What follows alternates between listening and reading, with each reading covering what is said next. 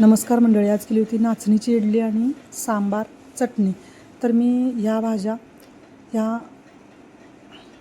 सांबारसाठी चिरून घेतल्या, त्या स्वच्छ धुवून घेतल्या आणि थोडीशी हळद घालून अर्धा कप डाळ आणि अर्धा कप मूग घालून चांगली मस्त सांबारसाठी शिजवून घेतलं। त्यानंतर एक मध्यम आकाराचा कांदा उभा चिरून घेतला, तेल 2 चमचे घातलं, जिरे मोहरी कढीपत्ता घातला, 2 लाल मिरच्या घातल्या, कांदा घालून घेतला, मसाले काही घातले आणि मस्तपैकी सांबार तयार करून घेतले।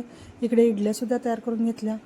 त्यानंतर चटणी, फुटाण्याची डाळ, खोबरं ओलं घालून मस्त अशी मिरच्या घालून मस्त चटणी तयार केली।